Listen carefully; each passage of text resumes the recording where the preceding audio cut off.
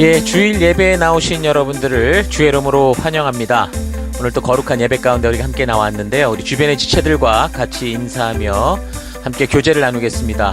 먼저 서로 인사하시고 또 한 주간 좋았던 일, 또 어려웠던 일 서로 격려하는 그런 시간들 우리 잠시 가지고 또 계속해서 우리 예배 가운데 나가겠습니다. 함께 교제하십시다.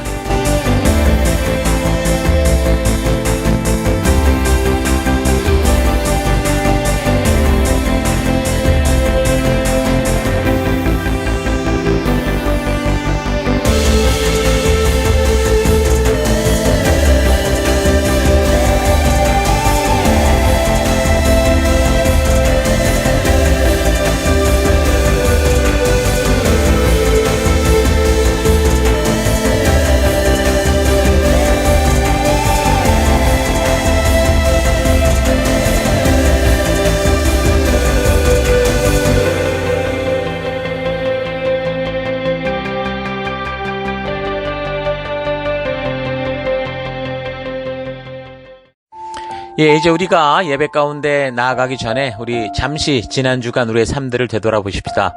우리 하나님 앞에 나아갈 때 더러운 모습, 죄의 모습으로 나아갈 수가 없습니다. 이 시간 다 같이 함께 한 주간을 되돌아보시면서 회개 기도하시고 또 이런 예배를 허락하신 하나님께 감사드리고 우리 하나님 앞으로 온전한 모습이 될 수 있도록 다 같이 우리 잠시 회개하며 기도하십시다. 기도하겠습니다.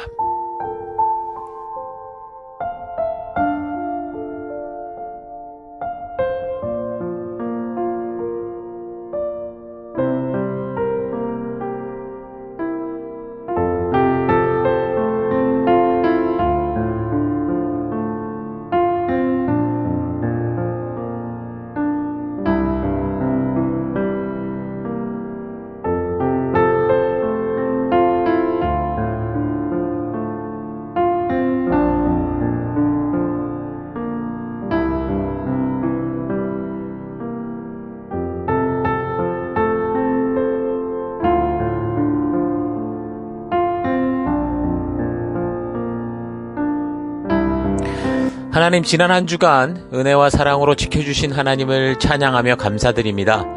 우리가 주의 사랑으로 살면서도 늘 부족했고 또 욕심과 타협하며 살아왔던 삶을 회개합니다. 하나님, 주의 은혜로 회복되기 원합니다. 참된 예배자가 되며 복음의 증인되기 원합니다. 하나님, 이 시간 우리가 예배로 나아갑니다. 우리 예배를 받아주옵소서. 예수님 이름으로 기도했습니다. 아멘. 자, 이제 다 같이 우리가 함께 주일 우리 찬양과 경배로 나아가겠습니다. 할렐루야!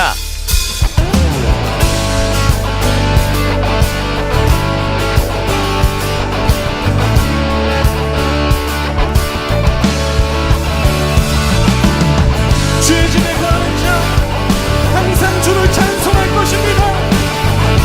거룩하신 하나님 찬양합니다. 주의 집에 거하는 자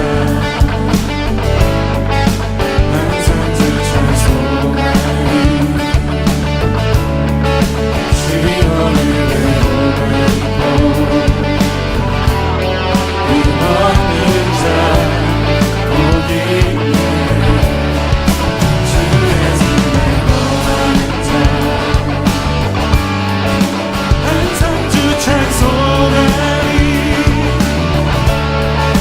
시온을 외우고 이 없는 자 복이 있네.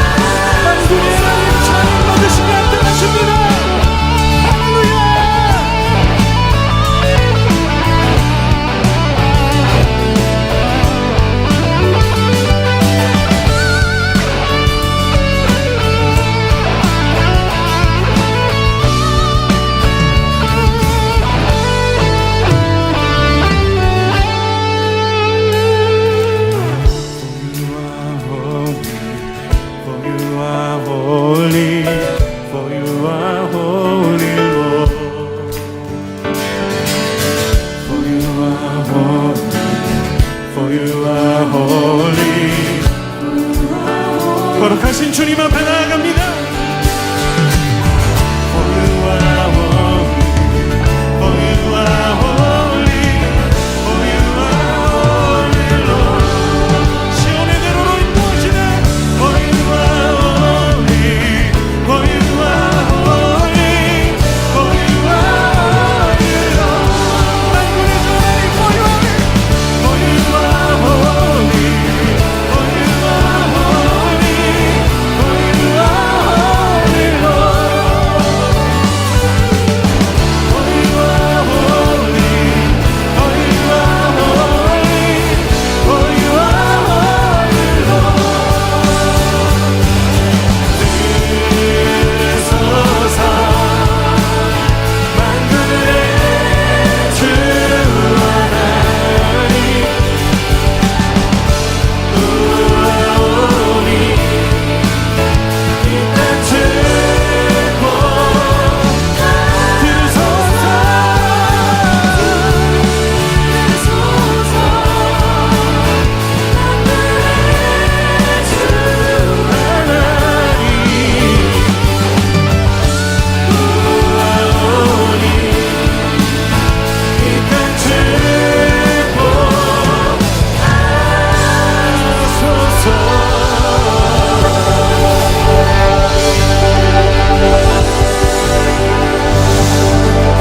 주께 힘을 얻는 자, 그 은혜를 노래하며 찬양합니다.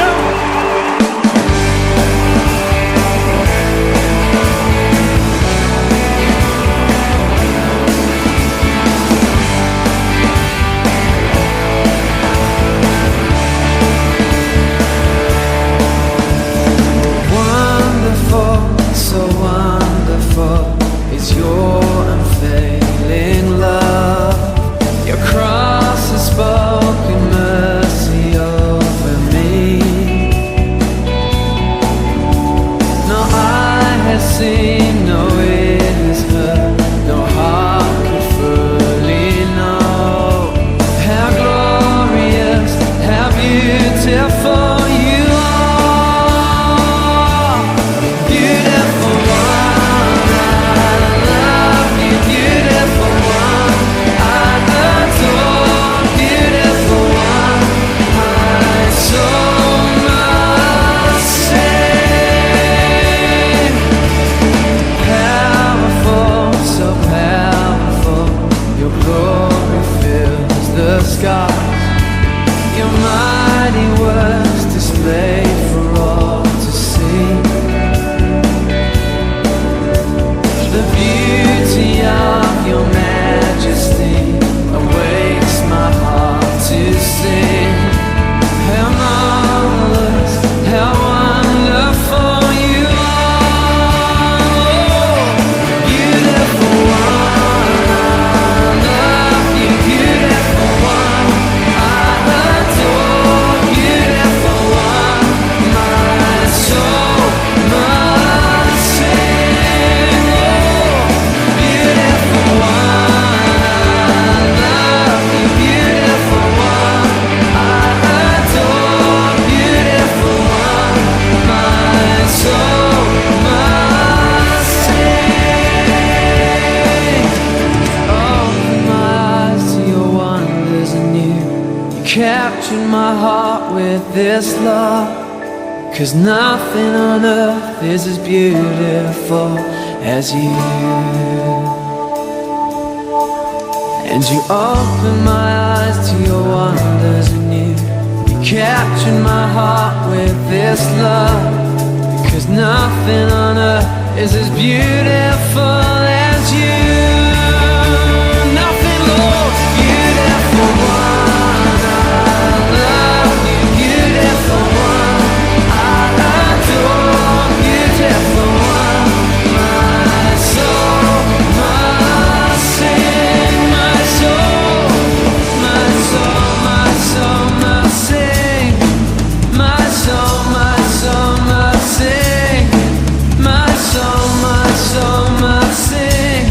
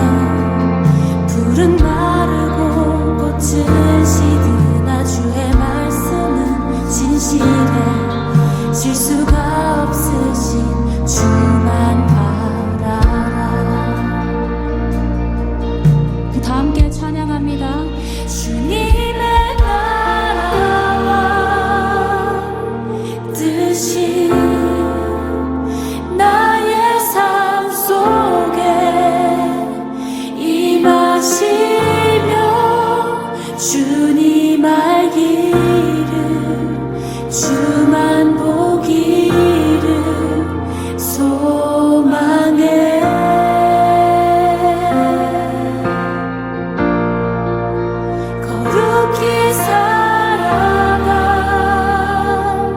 힘과 두려움 없는 믿음 주신 나의 하나님 완전한 사랑 찬양해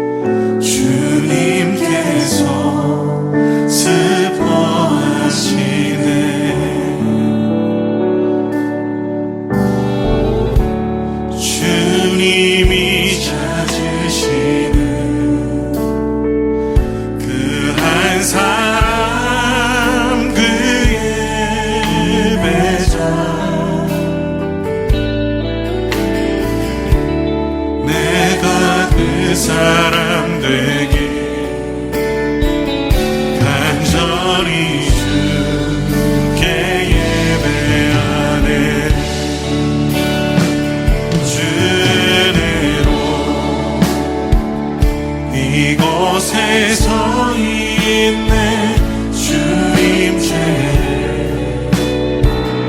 엎드려 절하네 그 어느 것도 난 필요 없네 주님만 경배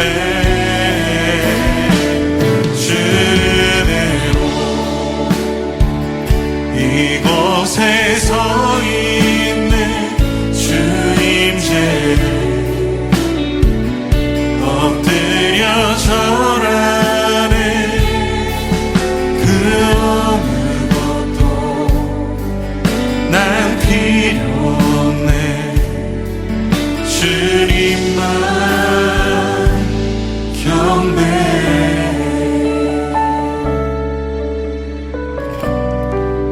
주님 우리를 이곳으로 인도하셨음을 믿습니다.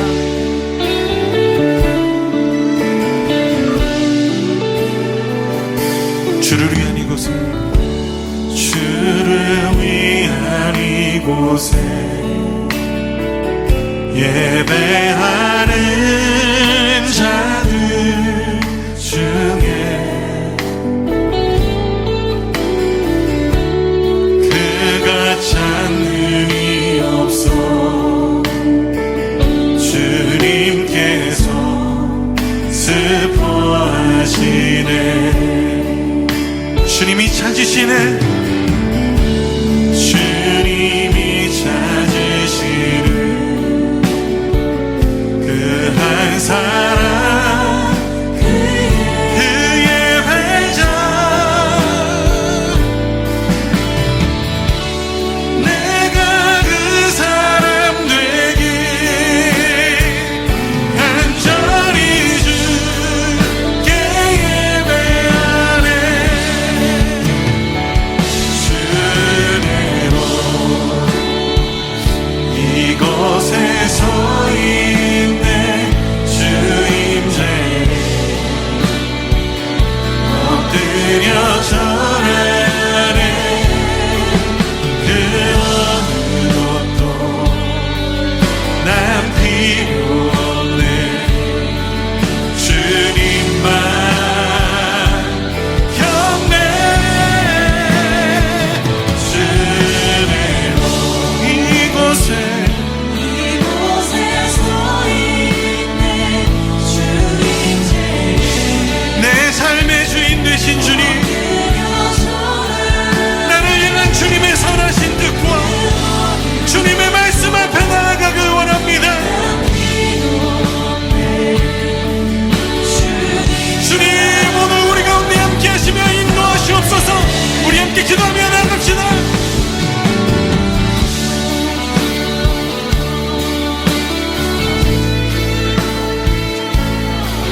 주님 내 삶의 주인 되신 나의 걸음을 인도하시는 주님 다른 것들을 구하지 않겠습니다 하나님 다른 것을 구하지 않겠습니다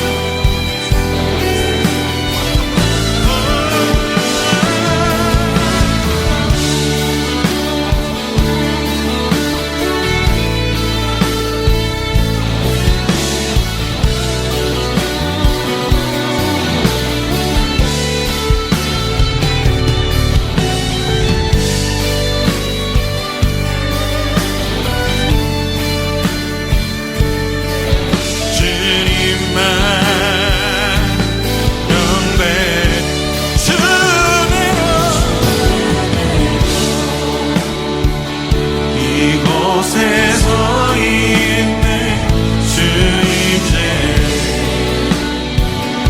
엎드려 절하네 그 어느 것도 난 필요 없네 주님만 경배 주내로 이곳에 서 있네 주임제 엎드려 절하네 그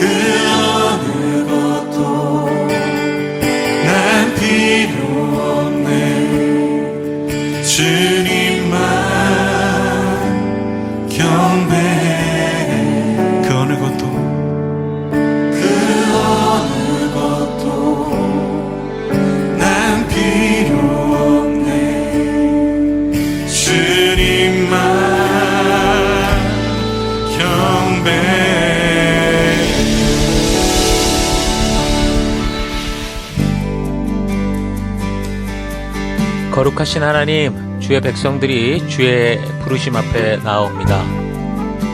지치고 상한 영혼들, 외롭고 곤고한 하루하루를 보내는 이들, 육신의 질병과 마음의 고통으로 지친 영혼들, 하나님 간절한 소망이 있는 영혼들을 위로하여 주시고 치료하여 주시고 거룩한 생명의 길로 인도하여 주옵소서.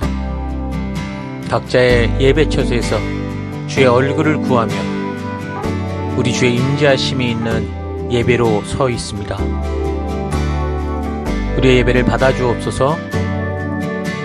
주의 거룩한 지성소에서 우리들을 오라 하실 때 예수의 피를 힘입어 겸손히 나아가는 우리가 되기 원합니다. 다 같이 사도신경을 고백하겠습니다. 나는 전능하신 아버지 하나님 천지의 창조주를 믿습니다. 나는 그의 유일하신 아들 우리 주 예수 그리스도를 믿습니다. 그는 성령으로 잉태되어 동정녀 마리아에게서 나시고 본디오 빌라도에게 고난을 받아 십자가에 못 박혀 죽으시고 장사된 지 사흘 만에 죽은 자 가운데서 다시 살아나셨으며 하늘에 오르시어 전능하신 아버지 하나님 우편에 앉아 계시다가 거기로부터 살아있는 자와 죽은 자를 심판하러 오십니다. 나는 성령을 믿으며 거룩한 공교회와 성도의 교제와 죄를 용서받는 것과 몸의 부활과 영생을 믿습니다. 아멘. 하나님, 우리의 이 고백이 단지 입술의 고백이 아니라 예배 순서로서의 고백이 아니라 우리의 삶으로 드러나는 고백, 우리 삶의 향기가 되고 우리의 그리스도의 편지로서 드러나는 우리가 되기 원합니다. 오직 주만 바라봅니다. 예수님 이름으로 기도했습니다. 아멘. 우리 주변 분들과 같이 인사하십니다. 하나님께서 당신을 사랑하십니다. 아멘.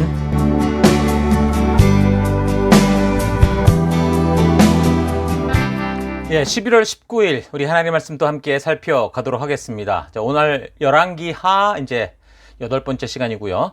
호세아서 우리 마지막 부분 4장에서 14장까지 이스라엘아 내 하나님 여호와께로 돌아오라. 이스라엘아 내 하나님 여호와께로 돌아오라. 이런 제목으로 함께 우리 한 말씀 또 역사적으로 살펴가도록 하겠습니다. 또 본문에 해당되는 말씀 6장 1절에서 6절까지 봉독해 드리겠습니다. 이제 주님께로 돌아가자. 주님께서 우리를 찢으셨으나 다시 싸매어 주시고 우리에게 상처를 내셨으나 다시 아물게 하신다. 이틀 뒤에 우리를 다시 살려주시고 사흘 만에 우리를 다시 일으켜 세우실 것이니 우리가 주님 앞에서 살 것이다. 우리가 주님을 알자. 애써 주님을 알자. 새벽마다 여명이 오듯이 주님께서도 그처럼 어김없이 오시고 해마다 쏟아지는 가을비처럼 오시고 땅을 적시는 봄비처럼 오신다. 에브라임아, 내가 너를 어떻게 하면 좋겠느냐? 유다야, 내가 너를 어떻게 하면 좋겠느냐? 나를 사랑하는 너희의 마음은 아침 안개와 같고 덧없이 사라지는 이슬과 같구나. 그래서 내가 예언자들을 보내어 너희를 산산조각 나게 하였으며 나의 입에서 나오는 모든 말로 너희를 죽였고 나의 심판이 너희 위에서 번개처럼 빛났다. 내가 바라는 것은 변함없는 사랑이지 제사가 아니다. 불살라 바치는 제사보다는 너희가 나 하나님을 알기를 더 바란다. 예. 자, 오늘 호세 이제 두 번째 시간 4장에서 마지막 14장까지의 말씀입니다. 자, 지난 시간 우리가 호세아 첫 부분을 통해서 하나님께서 명하신 호세아의 그 결혼 생활을 통해 사명을 잃은 지금 북이스라엘, 그러니까 택한 백성들을 향한 그 하나님의 심정이 얼마나 참담한 심정인지를 말씀해 주셨는데, 자, 이것을 읽어볼수록 그것이 단지 호세아의 아내, 호세아의 가정사 이야기가 아니라 바로 오늘을 살아가는 성도라고 불리는 나의 모습일 수 있다. 우리의 모습일 수 있구나라는 걸 우리가 다시 한번 새삼 생각해 봤습니다. 그래서 오늘날 우리들의 삶 속에서 벌어지는 영적인 이 간음의 삶이 돌 넘지는 않았는지 우리가 되돌아봐야 되고, 항상 회개하고 돌아서서 하나님의 진심을 온전하고 바르게 알아서 진정한 축복의 길, 나를 이 땅에 보내신 그 정체성을 따라 살아가는 거룩한 제사장 나라의 길을 걷는 우리가 되어야 된다라는 걸 생각해 봤습니다. 자, 1장에서 3장까지는 그래서 호세아에게 음란한 여자와 결혼하여 힘든 가정을 꾸려가는 그 특별한 사명을 통해서 지금 이 북이스라엘이 어떤 지경에 이르렀는지, 왜 그랬는지를 좀 정확하게 보여주고 있죠. 계속해서 4장부터는 하나님이 북이스라엘의 패악을 이제 드러내시면서 왜 호세아의 선포와 같이 이 나라가 다 뿔뿔이 흩어지게 되는지 그 이유들을 여러 가지로 이제 설명하는 게 나오게 됩니다.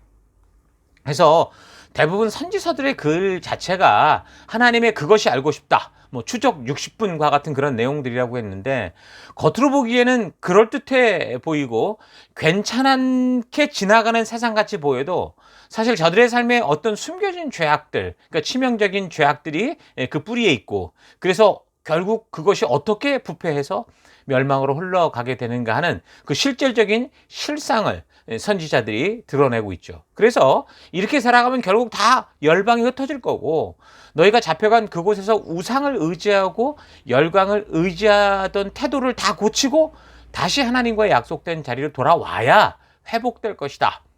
정말 하나님이 이미 처음부터 말씀해 주셨던 그 분명한 하나님의 말씀, 그 진리를 분명하게 알게 합니다. 자, 그런데 4장부터 이제 읽다 보면 이미 이 세대가 어느 도가 지나쳐서 멸망의 마지막 순간까지 다가왔는데, 하나님께서는 너희는 이제 다 심판을 받을 거다라고 단호하게 끝을 못 내고, 이제 끝이야 라고 이 끈장을 못 내고 계속해서 이런저런 이야기를 통해서 왜 결국 이런 피할 수 없는 이 상태가 됐는가라는 것을 주저리 설명하시는 것 같은 그런 느낌을 아마 받을 겁니다. 왜 하나님께서는 호세아 선지자를 통해서 이렇게 주저리 설명하시게 되는지, 우리가 그 이유를 좀 이해하려면 이스라엘이 걸어왔던, 그러니까 우리가 살피고 있는 이 역사들을 우리가 잘 기억하고 있어야 됩니다. 지금 호세아를 통해 외치는 이 말씀은 어떤 한 번의 실수에 대한 잘못을 드러내기 위한 게 아니고요. 지금 200년 가까운 역사를 통해서, 그것도 4사시대 이후에 그런 역사를 통해서 계속 불순종의 길을 고집하며 걸어오는 그것을 지금 얘기하고 있는 거예요. 이제 심판에 그래서 시간이 다가오게 되니까 하나님께서 단지 한순간에 잘잘못을 따지고자 하는 게 아니라 이 민족과 맺었던 그 처음 언약, 그로부터 긴 세월 동안 하나님이 어떻게 행하여 오셨고, 하나님은 그리고 그 약속의 당사자인 이 백성들은 어떻게 행했는가, 이걸 지금 밝히시는 거죠. 그래서 9장 9절에서는 이런 말씀을 이렇게 얘기를 합니다. 그들은 기브아의 시대와 같이 심히 부패했다, 이렇게 얘기를 하거든요. 여기서 말하는 뭐 기브아, 또 15절에 보면 그들의 모든 악이 길갈에 있다 그러는데, 기브아, 길갈, 이거는 다 이스라엘 그 처음 초대 왕이었던 사울 왕과 연관된 지역들입니다. 그러니까 사울이 처음 길갈에서 왕으로 기름 부음을 받았고, 또한 기브아에 수도를 세우고 그곳에서 통치를 했었던 거죠. 9절 같은 경우는 이스라엘아, 네가 기브아 시대로부터 범죄하더니 지금까지 죄를 짓는 거야. 그러니까 왕국의 처음부터 곁길로 가더니 이러고 있구나, 이렇게 얘기를 하는 거죠. 그러니까 호세아는 지금 이스라엘이 이 지경이 된 것은 바알 숭배, 지금 뭐 눈에 보이는 바알 숭배 이전에 여로보암 1세, 그러니까 북왕국이 오픈되는 이 처음 만들어졌던 여로보암의 그 금송아지 사건이 먼저고, 그보다 또 역사를 거꾸로 올라가 보니 이스라엘 백성들이 하나님의 통치를 거부하고 인간을 왕으로 달라고 하나님의 통치를 거부한 그곳에서부터 찾고 있는 거죠. 그래서 오므리 왕조의 마지막 왕이었던 아합의 아들 그 여호람의 경우 아버지나 형제였던 아하시야가 어떻게 심판당하는가라는 걸 보면서 그 바알 숭배가 문제였구나라는 걸 알고 바알의 그 주상들을 깨 없애는 일도 했지만, 그런데 결국은 이미 그 전에 걸려드는 함정, 여호람 시대에 여호람 시대 이전에 벌써 있었던 이 북이스라엘의 시작부터 이 금송아지 우상은 벗어나지 못하잖아요. 그래서 결국에는 그 여호람 시대의 그 오므리 왕조가 그래서 이제 예후를 통해서 하나님의 심판을 받게 된 거죠. 왜 그렇습니까? 그러니까 바알 우상을 섬기는 것만이 큰 문제가 아니라 이미 여로보암 1세가 만들었던 그 금송아지 우상을 통해서 하나님을 왜곡된 현상으로 만든 그 죄악으로 또 다른 불법과 계속된 우상 숭배가 이어지고 있었기 때문이라는 거예요. 그래서 회개를 하려면 결국 어떻게 하는 거예요?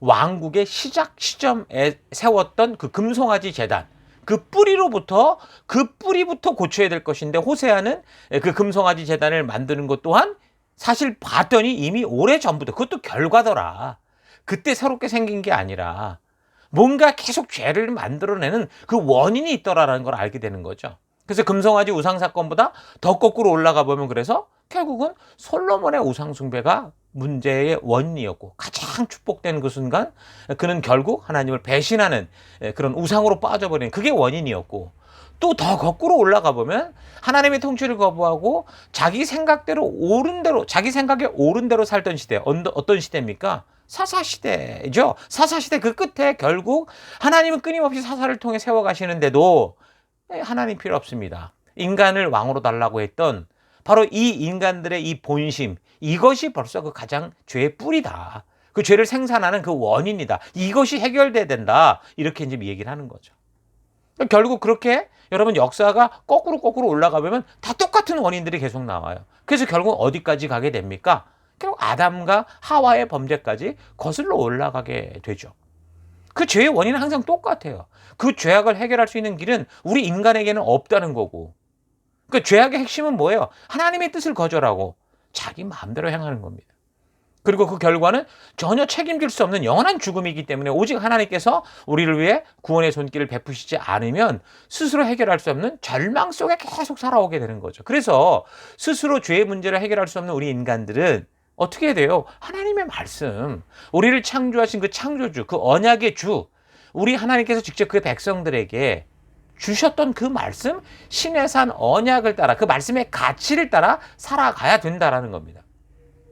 하나님께서 인도하시는 길을 따라 살지 않으면 우리는 다 영원히 죽을 수밖에 없는 그런 죄인들인 거예요. 그런데 아담과 하와로부터 불순종의 길로 그냥 떠나버렸고, 그래서 하나님께서 어떻게 하셔요?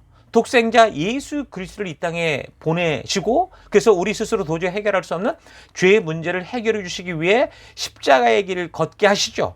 그래서 하나님의 백성된 자리로 다시 되돌이켜 주신 겁니다. 그러니까 이 똑같은 모형을 어디서 본다고 그랬어요? 우리는 이스라엘의 출애굽 여정을 통해 볼 수 있다고 그랬어요. 그래서 스스로 이집트의 그 죽음의 노예에서 벗어날 수 없었기 때문에, 이건 완전히 죽음이었기 때문에 하나님께서 전적인 은혜와 사랑으로 모세를 보내셔서, 예수 그리스도를 보내셔서 저들을 구원하실 때 유월절 어린 양의 피로 하나님의 전적인 은혜로 이 백성을 보호하시고 불순종의 죄를 심판하셨던 거죠. 그래서 그 백성들을 끄집어내서 어떻게 했었어요? 신의 산에 모으셨잖아요. 가나안으로 보내는 게 아니라 신의 산에 모으셔서 모세를 통해 하나님의 백성들이 나아갈 바를 직접 기록하여 알게 하시고, 또 다시 한번 모세가 죽기 전에 그 모압 평지에서도 하나님의 백성답게 살아갈 바, 그들의 정체성, 그들의 사명을 반복해서 말씀해 주신 겁니다.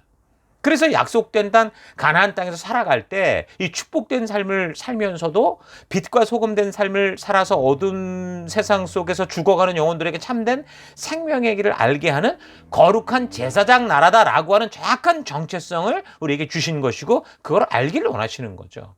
그래서 예수님께서 우리에게 주신 이 은혜는 단지 그냥 죽음에서 살아났어, 천국 티켓 받았어, 이 정도가 아니고요.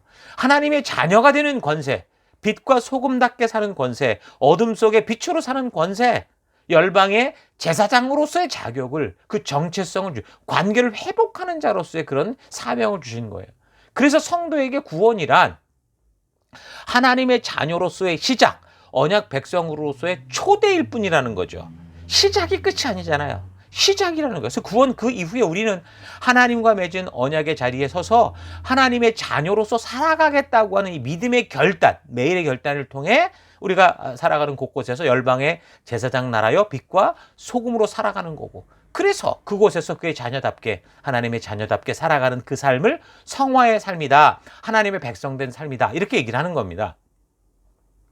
보냄을 받는 이 약속의 땅 가나안에서 열방의 제사장답게 어떻게 살아야 되는지, 그래서 하나님은 그 율례와 규례와 명령을 신의 산에서 직접 말씀해 주신 거고, 그걸 또 기록하게 하셔서 오고 오는 세대들이 잊지 않고 교육을 통해 이 하나님의 뜻을 분명히 알 수 있게 하셨죠. 그래서 하나님의 은혜로 구원을 받은 백성들은 하나님의 분명한 뜻과 그 명령, 그 백성답게 살아갈 수 있는 하나님이 직접 주신, 기록하여 주신 말씀을, 그 의도를 바르고 온전히 알아야 되는 거예요. 호세아를 비롯한 많은 선지자들이 외치는 것, 선지자들이 계속해서 외쳤던 것은 하나예요. 이런 하나님과의 언약을 잊지 말고 종교가 아니라 하나님과의 진실한, 진정한 그 관계 가운데 돌아 나와서 내가 너희를 이 땅에 보낸 그 이유, 거룩한 제사장으로서의 바른 역할, 빛된 역할, 복된 삶, 소금된 삶을 살아가라. 이렇게 말씀하시는 거죠. 결국 이 사회가 오늘 이 지경이 된 것은 하나님께서 이렇게 그의 백성들을 자녀 삼으시는 그 진심, 하나님의 의도를 모르고 그 언약을 잊어버린 게 가장 근본이 되는 문제가 되는 거예요. 그런데 그 망각의 원인에 있어서 물론 각자의 게으름과 영적인 교만, 실증들이 주된 원인이겠지만 이 호세아 선지자를 통해 말씀하시는 것은 무엇보다 뭐예요? 하나님의 마음을 전하도록 맡은 이 말씀을 맡은 사람들의 이 사람들이 사명이 아닌 자기 욕심대로 살고자 했다는 거죠. 왜요? 하나님의 말씀은 교육을 통해 전달될 수 있겠는데 그들이 그걸 무시했다라는. 그래서 말씀을 바르게 전하지 않은 것에 대해서 내가 강하게 너희를 지적하고 심판하실 거다. 그렇게 말씀하시는 거죠. 이거는 뭐 그 시대 사람들뿐만이 아니라 오늘 이 시대, 바로 이 시대를 살아가며 다음 세대에게 이 말씀을 전해줄 책임을 맡은 여러분과 저도 똑같은 사명이라는 거야. 그래서 호세아서를 보면 이제 내용에 보면 에브라임이라는 이 언어가 이 단어가 자주 나오는데 이 에브라임이 뭐냐면 북이스라엘 지파의 지도자급 족속이다 이렇게 보면 됩니다. 리더였다라는 거죠. 그러니까 야곱의 시대에 이스라엘 자손들을 이집트로 안전하게 들어가게 했던 그 요셉의 후손이죠. 여호수아가 에브라임 지파였고 북이스라엘의 시작이었던 여로보암도 에브라임 지파였어요. 에브라임은요, 야곱의 아들, 그 요셉이 이집트에 가서 낳았던 두 아들 중에 하나였죠. 그래서 출애굽을 해서 가나안 땅에 정착할 때 그 제사장의 역할을 맡을 수 있도록 뽑아낸 레위 지파 빼고, 그리고 요셉의 아들, 요셉을 빼고 요셉의 두 아들을 이 12지파 속에 속하게 했던 거예요. 므낫세, 에브라임을 야곱의 지파에 더해서 레위, 요셉이 빠지고 12지파로서 각각의 영토를 배당받았던 거죠. 그러니까 나중에 이스라엘이 결국 남북으로 나누어지면서 이 12지파 중에서 그래서 북쪽 이스라엘은 그렇게 에브라임 지파가 가장 중요한 지도자 역할을 하게 됐던 거고, 남쪽 이스라엘은 다윗의 혈통인 유다 지파가 지도자 역할을 했던 겁니다. 여러분, 리더다, 지도자다 이렇게 되는 건 뭐예요? 단지 그 타이틀만, 어떤 권력과 권한만 갖는 거 이거 아닙니다. 한 나라의 리더가 되면 그에 맞는 권한과 권리가 주어지지만, 그러나 그에 더불어 그에 맞는 막중한 책임도 그가 책임져야 된다라는 거죠. 그래서 주의 깊게 호세아서를 읽어보면 이 에브라임을 이스라엘과 분리해서 이야기하는 그런 것도 볼 수 있거든요. 그러니까 북이스라엘의 첫 리더로서의 책임을 이들이 분명히 맡았던 거죠. 그래서 솔로몬이 불순종할 때 유다 지파였으니 나라를 쪼개서 에브라임 지파 여로보암을 리더로 세웠는데, 이 사람이 처음부터 자기 욕심으로 인해 하나님의 형상을 금송아지 형상으로 바꿔버리고 말았고, 그래서 하나님께서 우상 숭배를 하며 불순종하는 이 유다 지파의 솔로몬에게서 나라를 떼서 10개 지파를 여로보암에게 주면서 우상 숭배가 아닌 바른 하나님을 섬길 수 있는 길로 인도할 수 있도록 그 기회를 주셨던 건데, 이렇게 이 나라가 이 모양, 이 꼴이 되는 거예요. 그런데 처음부터 하나님의 형상을 그 금송아지 형상으로 바꾸어서 잘못된 인식이 들어가 버리니까, 처음부터 방향이 탁 틀어지니까 계속되는 역사 속에서 아무리 종교적인 열심을 내도, 기록된 말씀을 가지고 뭐 열심히 뭘 하려고 해도 이미 하나님에 대한 마음이 틀어져 버렸기 때문에, 하나님을 향한 생각이 틀려져 버렸기 때문에 그들의 열심은 오히려 하나님을 더 괴롭게 하는 우상숭배의 하나가 되고 말았다는 거예요. 그래서 호세아 선지자가 말할 때 이 에브라임은 북이스라엘을 바른 방향으로 인도했어야 할 첫 지도자로서 바른 역할을 하지 않았고 한 나라의 미래를 우상숭배로 몰아가게 된 것, 이거를 강하게 질책하시고 심판하시겠다라고 말씀하시는 거예요. 여러분, 우리의 신앙생활도 좀 잘 되돌아볼 필요가 있어요. 처음 믿는 그 믿음의 순간 하나님을 바르게 알지 못하고 오해해서 내가 원하는 하나님을 기대하고 만들어버리면 그 사람의 신앙의 미래는요, 불을 보듯이 뻔해요. 마치 지금 북이스라엘이 보여주는 이 모습과 똑같이 된다는 거죠. 그래서 자주 말하지만 처음 교회를 나오거나 또 중간에 뭔가 이 하나님의 은혜로 다시 한번 어떤 그 이 회개가 일어나고 바른 믿음의 삶을 살기를 결단하는 그런 사람들 있잖아요. 뭔가 새롭게 시작하는 사람들은 반드시 무엇보다 먼저 하나님이 누구신지 바르게 알아야 되는 거예요. 그러기 위해서는 말씀을 듣고 읽고 묵상하는 데 힘써야 되고, 그래서 성경의 역사를 온전히 알아야 되는 거고, 그래서 그 역사 속에서 하나님이 어떤 분이시고 우리를 어떻게 이 역사 가운데 이끌어 오시는가를 발견할 수 있어야 되는 거예요.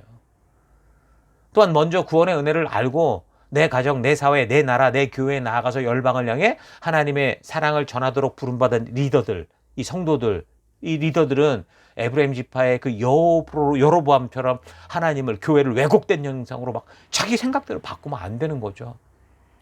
예수님의 피로 사서 겨우 그 교회 생명의 장소로 나오게 된 시내산에 보냈는데, 그렇게 자신을 보내신 하나님이 누구신지 바르게 알게 하고, 그래서 하나님의 말씀을 바르게 가르치고 바른 예배를 가르쳐야 될 판에 교회가 시내산에서 사람들이 왔는데 불편하고 어려워하고 힘들어한다 그래서 편리한 종교생활, 그저 친밀한 교제관계, 친교만 가르치면 어떻게 되겠습니까? 교회에 나오면서 점점 하나님의 말씀을 듣고 나누는 것을 싫어하게 되고, 늘 감정만 편안하게 만들어주고 한순간 신비한 어떤 그런 이 힘으로 변화될 것만 추구하거나, 그래서 결국 말씀을 통해 하나님이 누구신지를 알고 하나님의 진심을 알게 하는 게 아니라 교제 위주로 나오게 된다면, 종교 놀이에 빠지게 된다면 저들의 미래가 어떻게 되겠냐고요. 교회당 안에 있어도 이들의 미래가 어떻게 되겠냐고요. 이것은 에브라임 지파 북이스라엘의 첫 왕 여로보암과 같은 짓을 하는 거라는 거예요. 그래서 이런 사실을 여러분 잘 되새겨야 되고, 현재를 살아가는 우리가 교회의 리더로서, 성도로서, 또한 교회로서 정말 어떤 사명을 이 교회로 모였을 때, 우리 셀로 모였을 때 감당해야 되는지 바르게 알고 그 부르심 앞에 순종하는 우리가 되기를 바랍니다.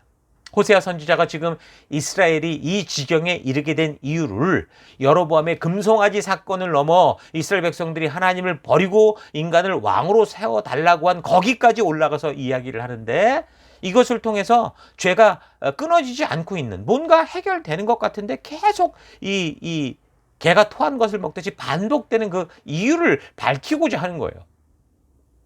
죄를 양성하고 죄의 수많은 더러운 열매들이 자꾸 생성되는 그 죄의 원인, 죄의 인큐베이터가 너에게 있다라는 걸 말하는 거죠. 죄의 인큐베이터는 하나님의 은혜를 입고 축복을 받았는데 결국 뭐예요? 그거를 망각해버리는 거예요. 그리고 자기 욕심대로 사는 거예요. 이 망각과 욕심, 그러니까 이런 마음밭이 조성되면 그것에 뭐가 뿌려지든지 간에 그거는 죄의 열매로 계속 나타나게 돼 있어요.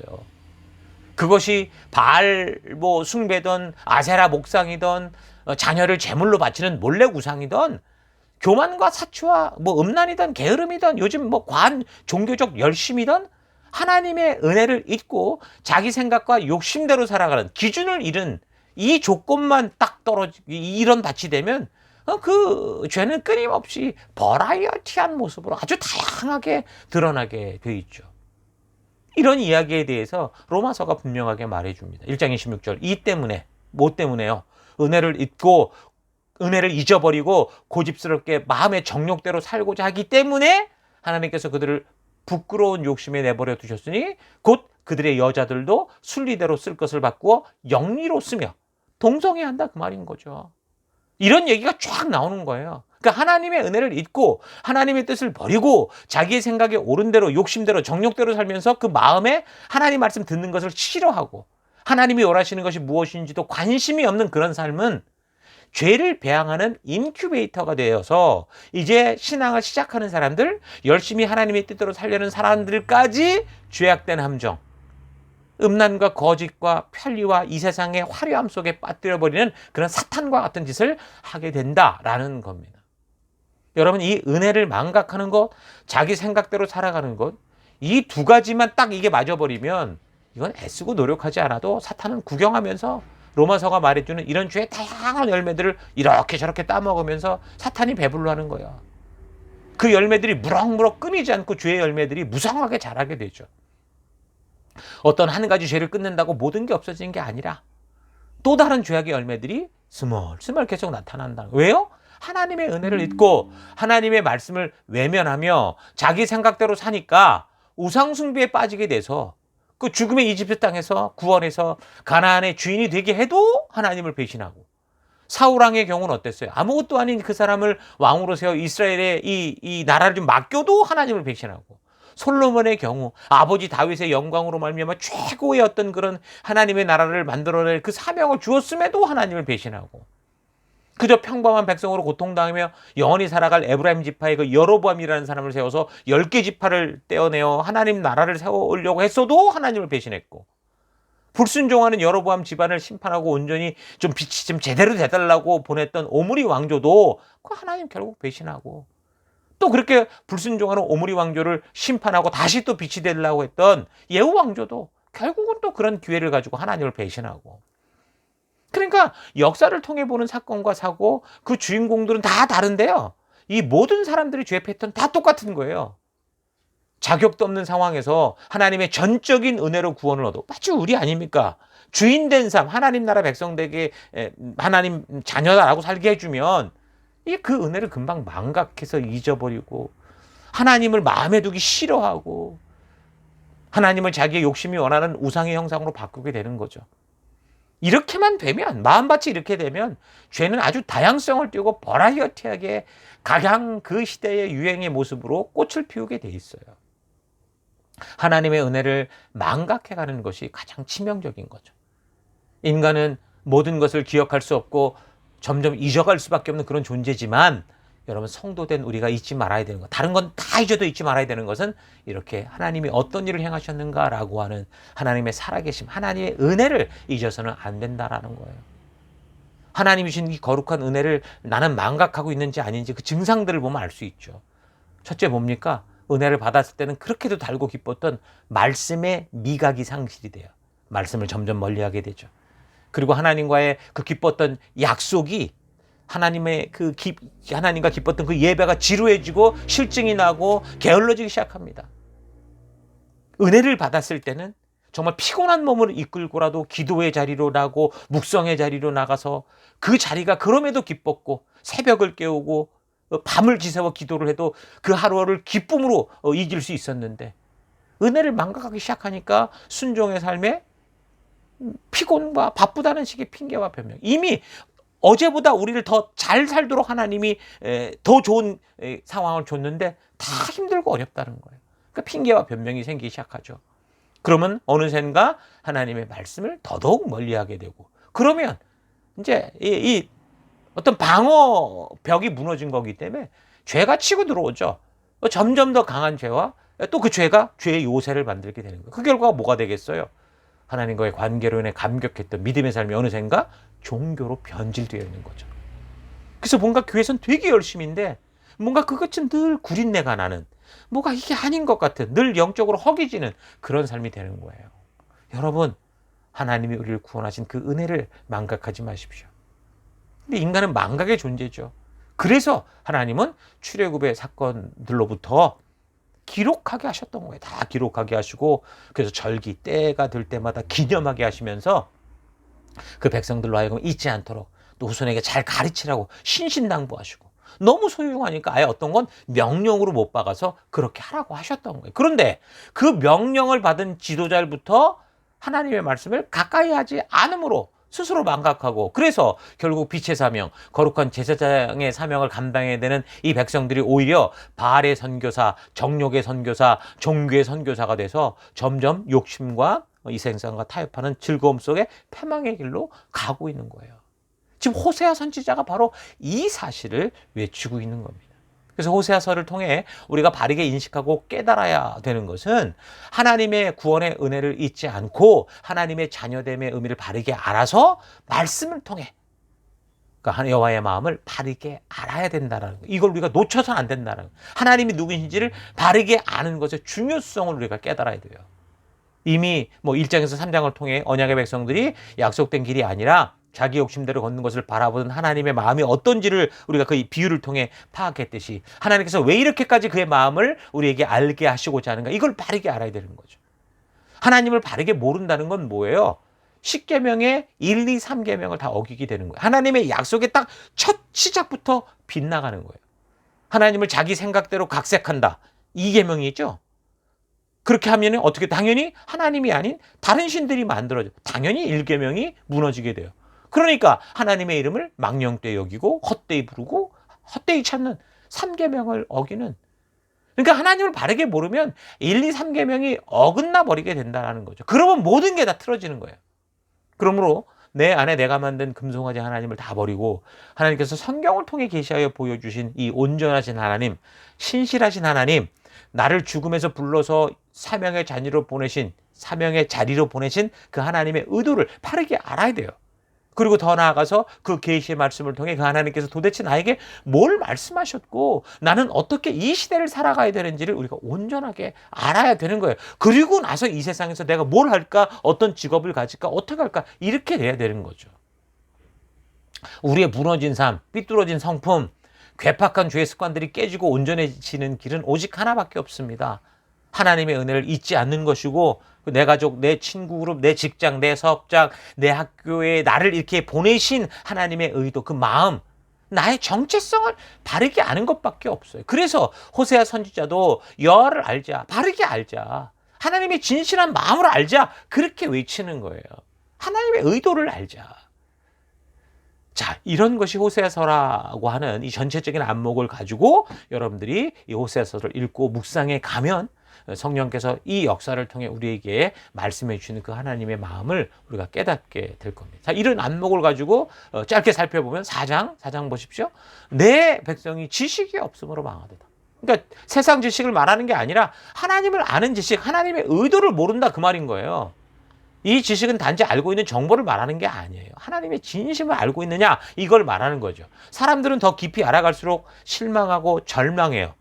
연애할 땐 좋은데 같이 사니까 너무 실망하게 돼요. 근데 하나님은 우리가 알아가면 알아갈수록, 하나님께 가까워질수록 우리는 감사할 수밖에 없고 감격할 수밖에 없는 삶을 살게 될 수 있는 거예요.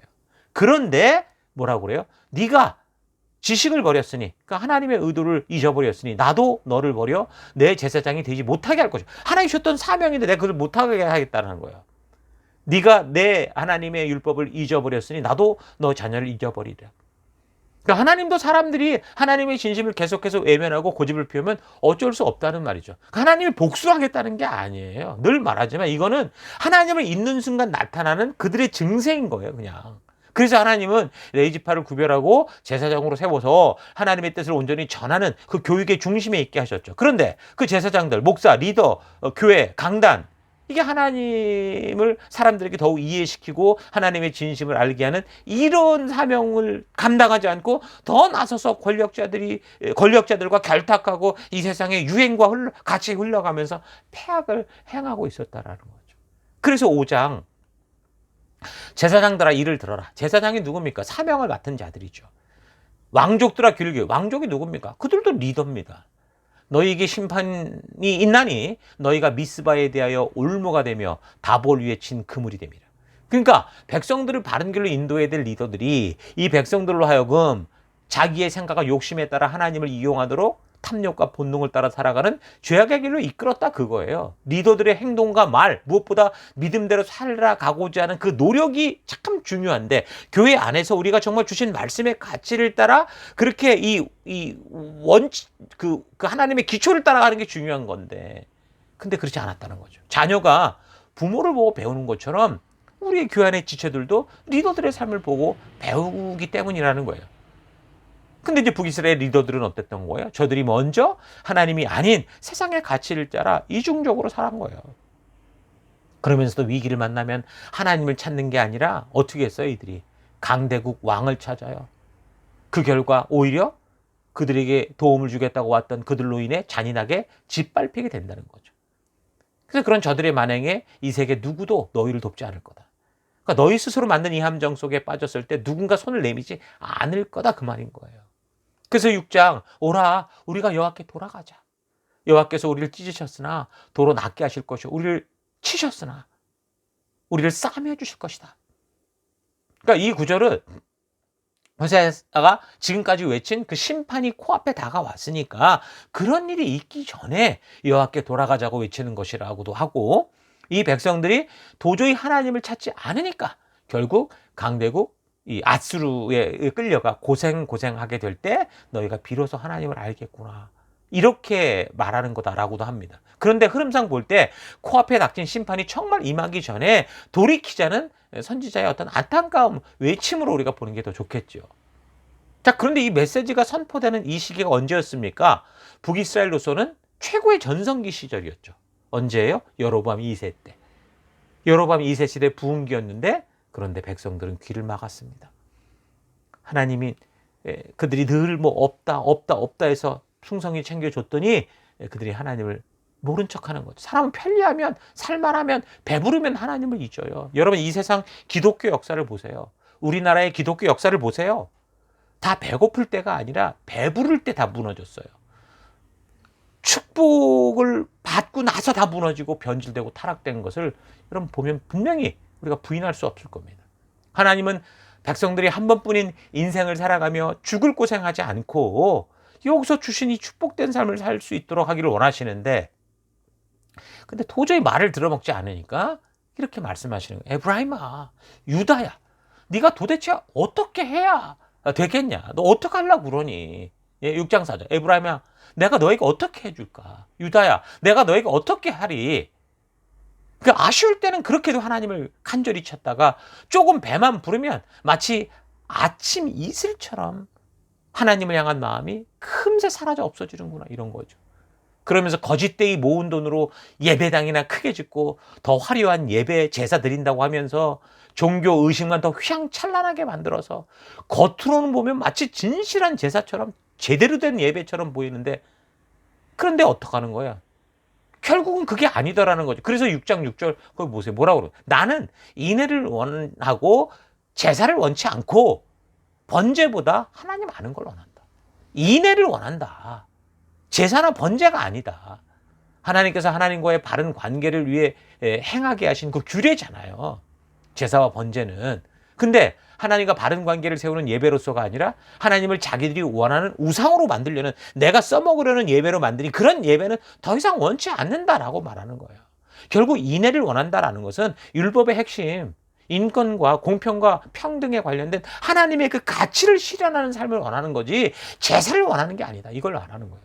그러니까 하나님은 단지 우리가 교회당 건물을 열심히 방문해 주기를 원한다? 이게 아니에요. 주일 지키는 거 중요하죠. 근데 어떤 의미를 지키냐가 중요하다는 거예요.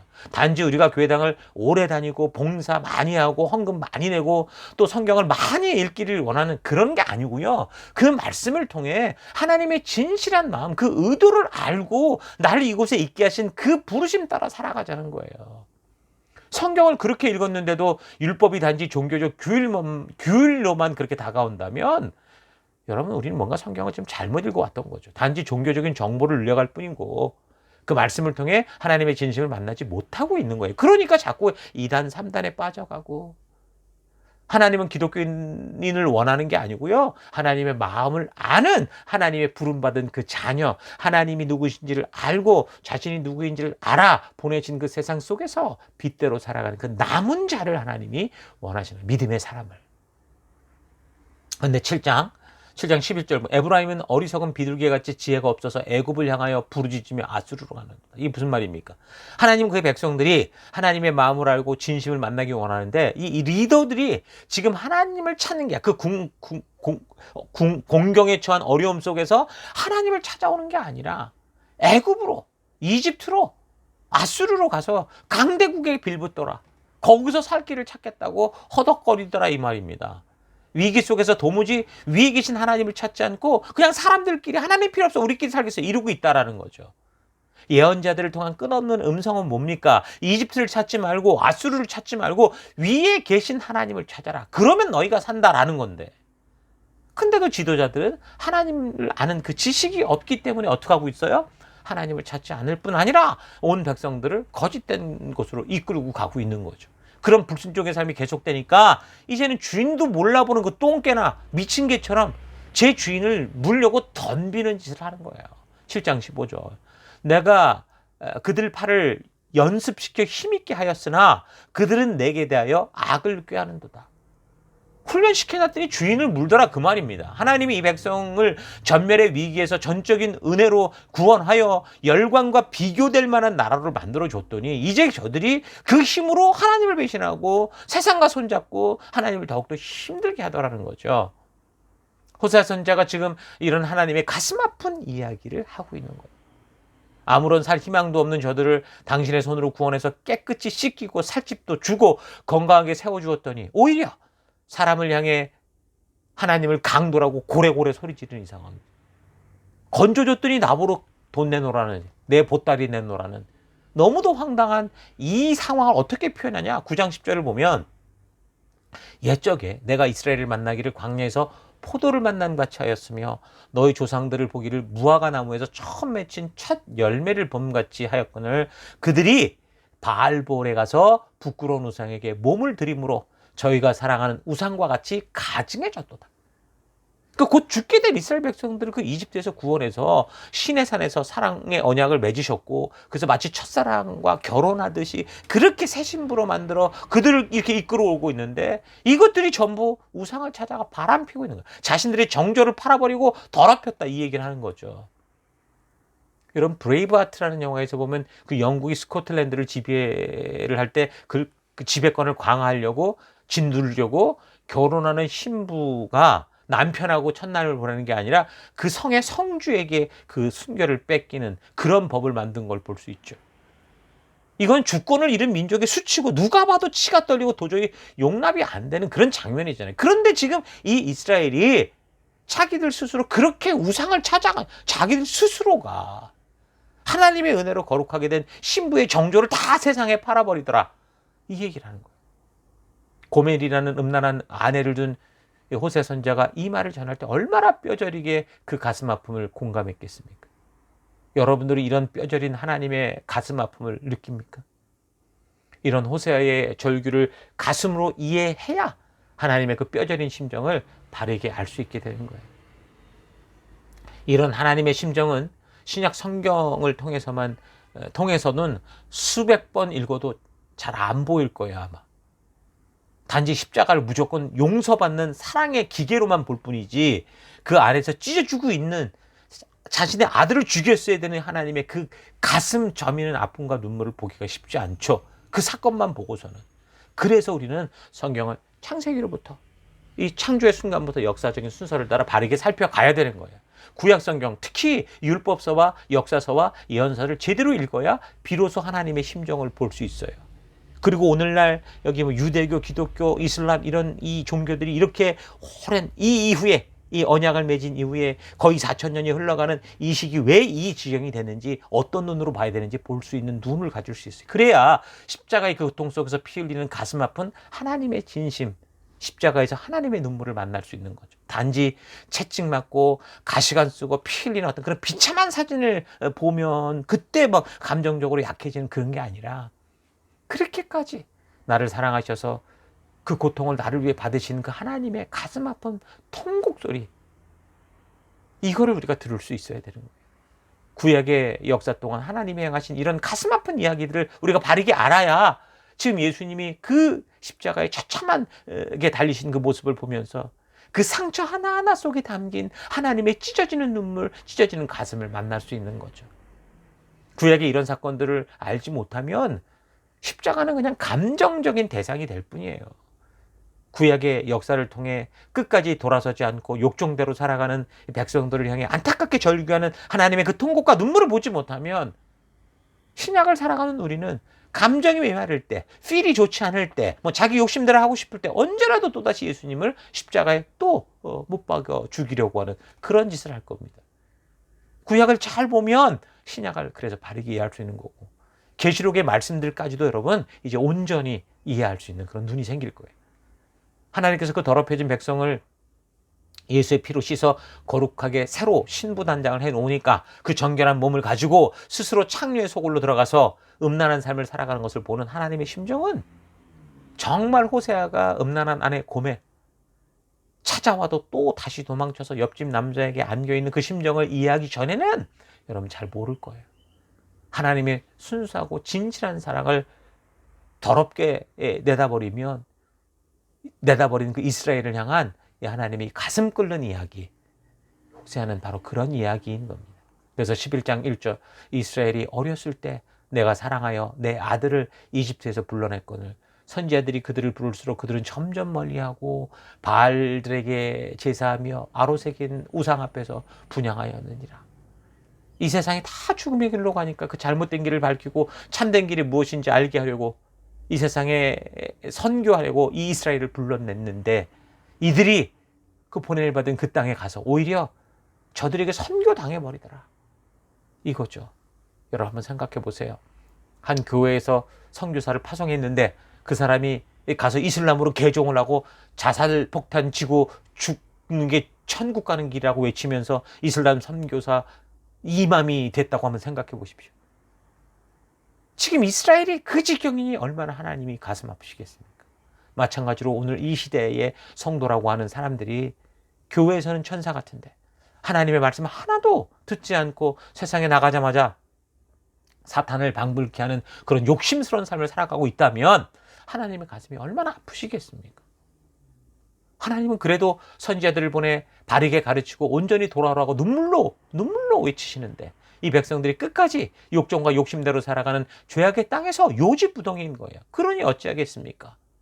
다시 홍해를 갈라 과거의 이집트로 되돌릴 수도 없고 근데 하나님의 뜻대로 살지도 않으니 결국 어떻게 하는 거예요? 아수르를 이용해서 아수르로 보내버릴 수밖에 없다. 이렇게 말씀하시 11장 5절이 그 말씀. 그들은 애굽 땅으로 되돌아가지 못하겠거늘 나에게 돌아오기를 싫어하니 아수르 사람이 그 임금이 될 것이라. 결국 여로보암 2세 이후 불과 40년 후 BC 722년에 살만 에셀이라고 하는 아수르의 왕이 와서 다 진멸하고 잡아다가 그 메소포타미아 전적으로 흩어버렸죠. 그 사실 열지파의 흔적을 찾기가 쉽지가 않아요. 그 아수르의 왕이 저들을 잡아게 된 것은 뭐예요? 하나님의 조치가 아니라 하나님의 경고를 무시하고 끝까지 죄악된 길 고집한 저들의 행동의 결과를, 고집의 결과, 욕심의 결과라는 거죠. 이런 미래가 이제 40여 년 정도밖에 남지 않았는데도 이스라엘 왕들과 지도자들은 아수르와 이집트를 왔다 갔다 하며 저울질하면서 자기 스스로 살아보겠다고 발버둥 치는 거죠. 중국 눈치 보고 미국 눈치 보고 소련 눈치 보고 이러고 사는 거예요. 외교만 하면 뭐 될 줄 알고 무역만 뭐 잘하면 될 줄 알고 경제만 살리면 될 줄 알고 그러나 그런 것으로는 절대 이 위기 앞에서 참된 평안의 길을 찾을 수가 없습니다. 여러분 절대 보이는 것, 느낌, 유행에 속지 마십시오. 우리에게 어떤 상황과 환경이 다가와도 우리가 선택할 수 있는 유일한 길은 뭐예요? 하나님의 말씀의 길인 거예요. 그래서 13장 4절 애굽 땅에 있을 때부터 나는 너희 하나님 여호와다. 나밖에 네가 다른 신을 알지 말 것이다. 나 외에 구원자가 없다. 그 호세아라는 말의 뜻이 하나님은 구원자다 이런 뜻이거든요. 그러니까 강대국이 너희를 살려주러 온 게 아니고 돈 많은 회사가 살려주는 게 아니라 경제 성장이 너희를 살려주는 게 아니라 오직 구원자는 하나님밖에 없다는 거예요. 부부관계, 친구관계도 마찬가지고 성도들의 모든 사업과 직업과 학업과 가정도 마찬가지라는 거죠. 그러므로 하나님을 붙들라. 낮은 위치에 있을 때 어려운 고난의 시기는 뭐 당연하겠지만 뭐 그냥 내버려도 하나님 찾겠지만 조금 나아지고 발전이 있을 때 하나님의 은혜로 좋은 자리에 이르게 될 때 하나님의 사랑을 잊지 말고 끝까지 겸손히 하나님을 붙들어라. 그런데 너무도 많은 성도들이 지금 북이스라엘의 왕과 백성들이 조금만 삶에 숨쉴 구멍이 생기면 하나님을 떠난다, 잊는다, 자기 것만을 뭐 욕심스럽게 즐기 이런 삶을 살고 있는 거죠. 그 13장 5절 내가 광야 마른 땅에서 너를 알았거늘 그들이 먹여준 대로 배가 불렀고 배가 부르니 그들의 마음이 교만하여 이로 말미암아 나를 잊었구나. 이게 늘 하나님이 걱정하시는 거예요. 배불러지면 교만하고 교만하면 하나님 잊어버리는 거. 그래서 배부르고 돈 많이 번 사람이 되어서 하나님을 잊는 것보다 비록 가난해서 밥 한 공기 나누어 먹어야 되는 지경이 되어도 하나님이 필요하고 하나님을 찾게 되는 환경이 훨씬 더 복된 삶이다라고 생각하게 되는 거죠. 우리나라의 역사, 세상의 역사를 보십시오. 이 원리가 똑같이 다 적용되고 있습니다. 성경은 부자에 대해서 잘못되었다 말하지 않아요? 근데 돈을 많이 가진 사람들은 더 이상 하나님을 찾지 않고 자기 돈을 믿는다는 걸 분명하게 가르치고 있어요. 그래서 우리는 점점 더 나아지는 세상을 살아가더라도 심령이 가난한 사람이 돼야 돼요. 이미 우리나라도 어찌됐든 그 고통의 시간을 벗어나서 이제 선진국의 대열에 올랐습니다. 먹고 살만하다는 거죠. 그럼 어떤 현상이 나타나겠어요? 오늘 이 호세아가 외치는 이런 현상들이 나타나는 거죠. 그래서 여러분 조금 부족한 게 있어야 우리가 바른 길을 갈 수 있다는 거 잊지 마시고 지금 여러분에게 주어지는 것들로 인해 내 배를 채우고 나의 만족과 유익을 위한 일을만 추구하는 게 아니라 우리 주변에 눈물을 흘리는 자, 고통받는 자 되돌아봅시다. 도웁시다. 지금 우리 교회 성도들은 젊기 때문에 패기에 넘쳐 활기찰 수 있지만 사실 인생의 기초를 쌓아가느라고 다 가난하고 부족하고 이제 자녀들을 막 이제 나와서 기르면서 동시에 지금 여러 가지 세상의 위기들을 감당하며 벅찬 하루하루를 살아가고 있는 것 압니다. 다들 이런 시기가 힘들고 어렵다고 아우성인데 여러분 성경을 볼 때 보세요. 나는 오히려 지금처럼 뭔가 부족하고 연약할 때가 정말 복된 때고 보람 있는 때라고 생각을 합니다. 그러므로 우리에게 다가온 이 젊기에 가난하고 이제 막 시작했기에 이 아무것도 힘이 없는 것 같은 이 시기를 가장 복된 시기다라는 걸 알고 더욱더 우리의 마음을 겸손히 하는 귀한 시간들 되길 바라요. 부족함을 탓하지 말고 힘겨움 탓하지 말고 더욱더 하나님을 의지하고 위기 속에서도 하나님의 말씀대로 순종의 삶을 살아내는 거룩한 백성들 되기를 바랍니다. 자, 호세아가 보여주는 역사의 내용은 이렇습니다. 이 호세아의 외침을 통해 생명과 축복의 길을 걸을 것인지 아니면 끝까지 패역하다 패망하여 사탄에 의해 땅끝까지 끌려가 그곳에서 짓밟힐 때 슬피 울며 이를 가는 일들이 있을 것인지 여러분 잘 되새겨보기 바랍니다. 여호와의 진심을 아는 이들에게 생명이 있음에 대해서 강단을 통해 나눴던 거 잊지 마시고요. 고민하고 생각해 보면서 한 주간 동안 정말 우리 주님 앞에 나는 어떤 존재인가 깊이 되돌아보고 우리에게 주신 것들로 나누며 섬길 수 있는 거룩한 백성 되기를 주의 이름으로 축원합니다. 계속해서 다음 주 말씀 살펴갈게요. 자, 이 시간 들은 말씀을 가지고 우리 잠시 묵상하며 기도하겠습니다. 다 같이 묵상하겠습니다. 예, 성경은 창세기의 처음 몇 부분을 빼고 다 돌아오라고 하는 하나님의 안타까움과 절규로 가득 차 있습니다. 여러분은 성경을 읽으면 어떤 하나님을 만나고 있습니까? 성경을 통해 하나님의 깊은 진심을 만나는 우리가 되기를 축원합니다. 그래서 눈에 보이는 작은 죄 하나를 없애는 게 아니라 죄를 양성하고 계속 자라게 하는 그 죄의 근본적인 원인, 죄의 인큐베이터가 무엇인지를 분명히 알고 완전히 그것을 깨부실 수 있기를 바랍니다. 하나님의 은혜를 망각하고 자기의 생각대로 살려고 하나님의 말씀을 무시하고 하나님과의 동행을 싫어하는 것은 그게 아주 죄가 살기 좋은 죄의 아주 인큐베이터인 거죠. 그런 태도는 완전히 부숴야 됩니다. 그래서 우리는 우리 여호와 하나님께로 돌아가야 하는 거죠. 하나님께로 돌아간다는 게 뭐예요? 하나님의 약속과 명령들, 우리를 위한 축복된 규례들을 바르게 아는 거죠. 하나님의 말씀, 그 약속과 명령의 참된 의미, 이런 것을 주신 아버지의 마음을 진심으로 알지 못하고서는 어떤 사람도 제대로 바르게 변화될 수가 없어요. 성숙될 수가 없어요. 그래서 하나님이 우리를 시내산에 부르신 거예요. 율법과 규례라는 종교법을 주려고 한 게 아니라 하나님의 진심을 토해내려고 우리를 그곳에 모으셨던 거죠. 우리가 왜 교회로 모였습니까? 교회라고 하는 시내산에 왜 모였어요? 바로 그런 하나님의 진심을 아는 그 자리로 우리가 부름을 받은 거예요. 그게 교회인 거예요. 하나님의 진심을 아는 거. 그래서 여러분, 앞으로 미래에 이제 여러분들이 당연히 경제적으로 부유해지고 안정된 삶을 찾아갈 때 그것이 결코 그냥 우연이 아니고 하나님의 끝없는 도움이다라는 이 사실 우리가 잊지 말고, 그래서 사람이 배부르면 자꾸 하나님을 잊는 게 그냥 자연스러운 현상이라는 걸 잘 기억하고 우리가 늘 깨어서 우리 하나님이 부르신 그 부르심 앞에 우리가 가난하든 부하든 뭐 어떤 모습에 있든 우리가 주께서 우리를 부르신 그 부르심 앞에 그 정체성을 잊지 않고 살아가는 우리가 되기를 바랍니다. 어린 나이부터 그래서 거룩한 영혼들을 지금 더럽히고 있는 게 이 세상의 풍토 아닙니까?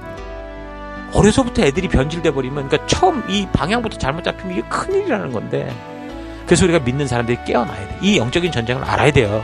그래서 정직하게 자신의 죄를 직면하고 비록 쓰고 힘들어도 말씀대로 우리 아이들의 마음속에 마음밭을 만들어내는, 말씀의 밭을 만들어내는 우리가 돼야 되겠죠.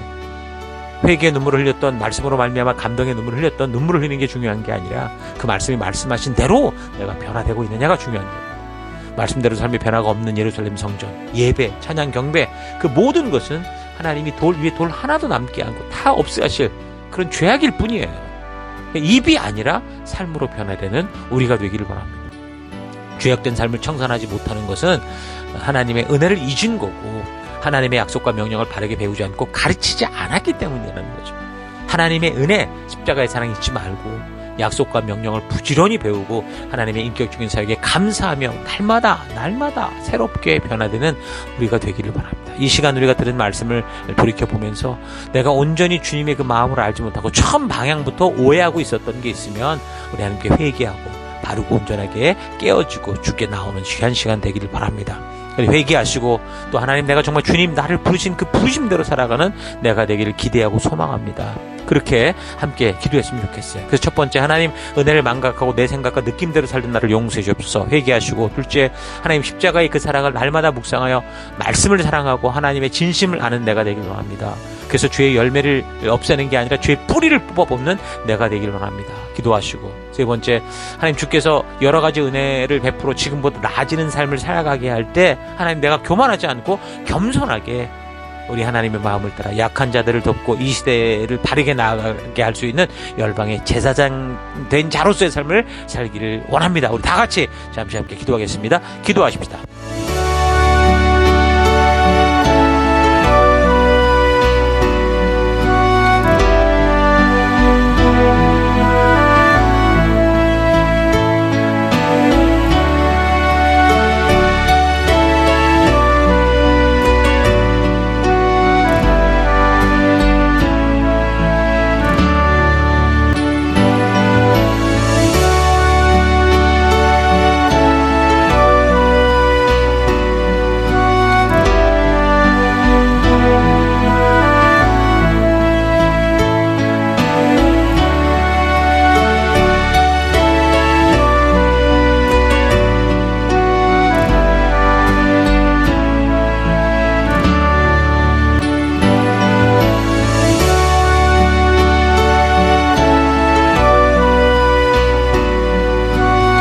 사랑의 하나님, 오늘도 우리 호세아서의 말씀을 통해서 우리 하나님의 진심이 무엇인지, 하나님의 눈물과 하나님의 아픔이 무엇인지를 우리가 되돌아보게 하시니 감사합니다. 하나님, 그런 은혜를 입은 나임에도 불구하고 항상 은혜를 망각하고 내 생각과 느낌대로 살았던 삶을 회개합니다. 하나님 용서하여 주옵소서. 십자가의 그 사랑을 하나님 날마다 묵상하고 주님 주신 이 말씀을 날마다 사랑하고, 그래서 이 말씀 속에서 하나님의 진심을 알아가는 내가 되길 원합니다. 거듭나는 내가 되길 원합니다. 그래서 죄의 열매를 그냥 눈에 보이지 않게 숨기는 삶이 아니라 죄의 뿌리를 뽑아내버리는 내가 되길 원합니다. 주께서 여러 가지 은혜로 베풀어 지금보다 이제 나아지는 삶을 분명히 열어주시고 이 땅에 영향력 미치는 위치로 우리를 보내실 텐데, 그때 하나님 교만하지 않고 겸손하게 주님이 주신 사명을 그대로 이루어가는 내가 되기를 결단합니다. 어려서부터 거룩한 영혼을 더럽히는 이 세대 속에서 하나님 정말 깨어서 주를 바라보며 우리 하나님의 가슴 아픈 눈물을 기억하며 이 열방 속에 진정한 빛과 제사장 된 하나님의 그런 부름받은 자로 서기를 원합니다. 이 한 주간도 그래서 그런 삶 속에 나아가기를 원하고, 그런 길을 걷기 원하고, 그 어둠 속에 빛되기를 원하고, 하나님께서 주님과 동행하는 하나님의 나라를 이루는 그런 내가 될 것을 결단하고 감사드리며 예수님 이름으로 기도했습니다. 아멘.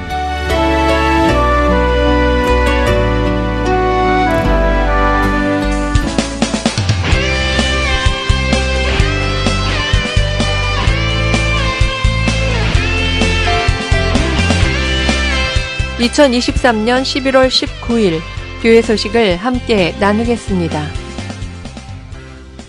이번 주는 2023년 셀위크 42번째 주간입니다.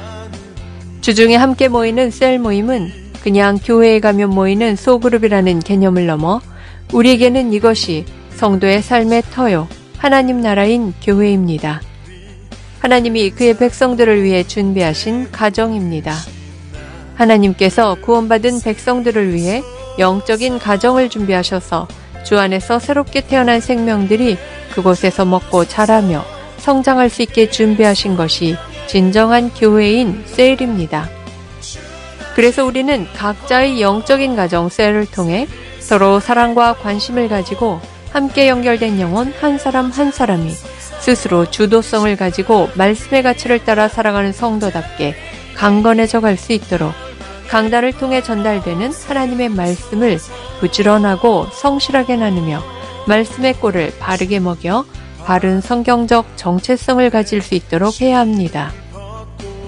또한 세상 그 어디에서도 말할 수 없는 아픔과 슬픔과 두려움들을 함께 나누고 함께 그것을 위해 기도하며 삶에서 능히 이겨낼 수 있도록 함께 걸어가는 일들을 해야 합니다.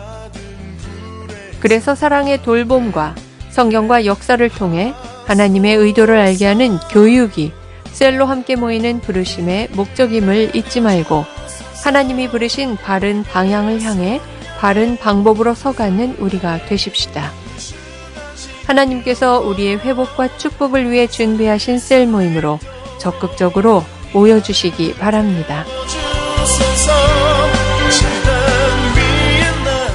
11월 셋째 주인데요. 매월 세 번째 주간 저희 교회가 집중하는 사역 포인트는 전도입니다. 이 한 주간 더더욱 집중하여 하나님께서 우리를 부르신 증인된 사명에 순종하는 삶으로 나아갈 수 있기 바랍니다.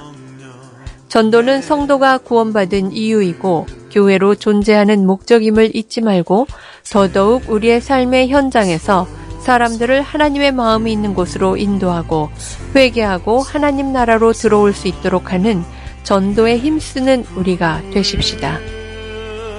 자신의 삶의 주변을 보며 자주 만나게 되고 함께 삶을 공유하는 사람들 중에 예수님의 사랑을 모르는 이들이 있다면 또는 하나님을 오해하고 자기 생각대로 하나님을 만들어 사는 사람들이 있다면 그들이 바로 하나님께서 우리에게 하나님의 마음을 전하기 원하는 지체들인 것을 잊지 말고 늘 저들의 영혼 구원을 위해 기도하며 하나님과 함께하는 예배와 말씀 앞으로 인도하는 우리가 되십시다. 삶의 순간마다 우리와 만나게 되는 이들에게 하나님의 마음을 전하는 전도에 힘쓰는 우리가 되기를 바랍니다. 저희 교회를 새로 방문해 주신 지체들을 환영합니다. 오늘 각자의 처소에서 영상 온라인 예배로 참석해 주시는 분들과 이곳 스카스 처치 예배당 예배에 처음 참석해 주신 여러분을 환영합니다. 우리를 이곳에 부르시고 함께하게 하신 하나님께 감사하고 그 사랑으로 우리 모두 함께 귀한 교회로 하나 되는 시간들이 되기를 바랍니다. 오늘 예배 후 성도의 교제는 본당 옆 건물 1층 로봇 화이트홀에서 모이게 됩니다.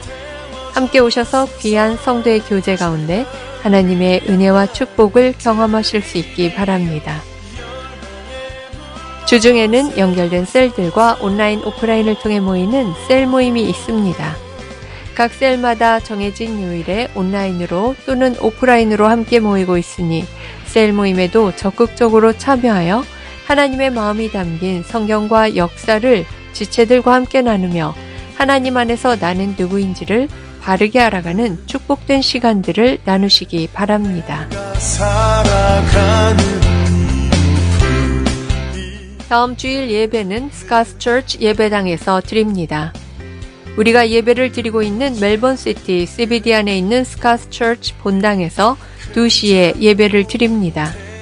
미리 예배 시간 5분 전까지 오셔서 거룩하고 귀한 예배, 하나님의 말씀으로 거듭나는 예배 되도록 하십시다.